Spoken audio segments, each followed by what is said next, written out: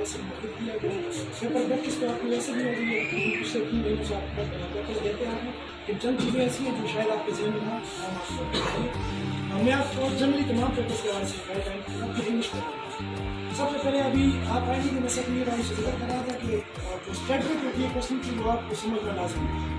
सबसे पहले जब आपको क्वेश्चन पेपर हाथ में थमा दिए जाते हैं तो आप स्टेटमेंट को गौर से पढ़ा करें और स्टेटमेंट को समझा करें जो क्वेश्चन में पूछा क्या है। बाद अवकात बच्चे जो है वो जल्दी कर लेते हैं और फिर बाद में जब आंसर देखते हैं तो क्वेश्चन में कुछ और पूछा जाता है और आंसर जो है वो कुछ और है। तो आप जल्दी ना किया करें और जो स्टेटमेंट होती है उसे आपने सबसे पहले गौर से समझें। तो दूसरी बात जो क्वेश्चन आपको सबसे अच्छा मतलब जो जिसमें आपको लगता है कि ये सबसे बेस्ट मुझे क्वेश्चन आता है तो आप सबसे पहले उस क्वेश्चन को अटेम्प्ट करें। वो कहते हैं कि first impression is the last.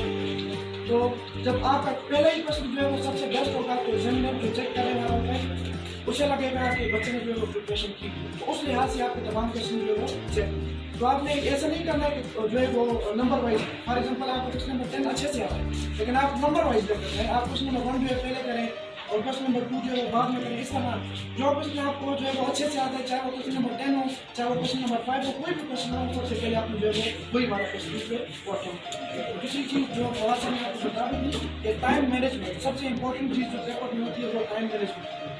आप जो ज़्यादातर बच्चे होते हैं वो टाइम को मैनेज नहीं करते।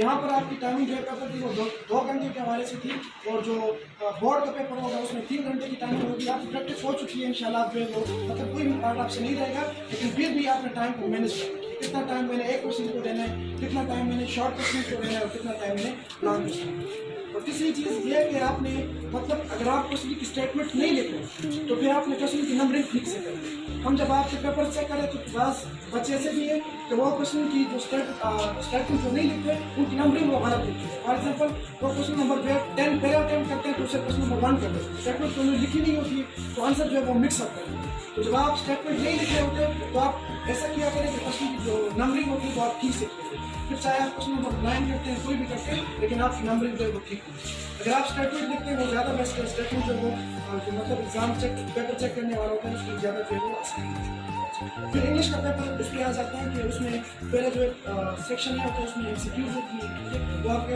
लेसन से आएंगे लेसन में से उठाते हैं।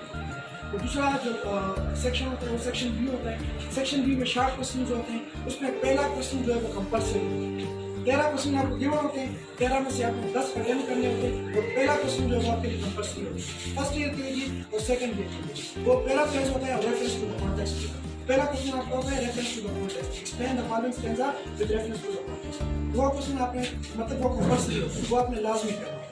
और जो क्वेश्चन 12 रह गए उसमें से आपको ऑप्शन दिए होते हैं मतलब 2 क्वेश्चन जो है वो बतौर ऑप्शन आपको दिए होते हैं और 10 क्वेश्चन आपको टोटल करते हैं। ठीक है अच्छा शॉर्ट क्वेश्चन तो आपको पता है वो आपके शॉर्ट से ही आएगा लेकिन लॉन्ग क्वेश्चन जो सेक्शन सी होते हैं उसमें जो है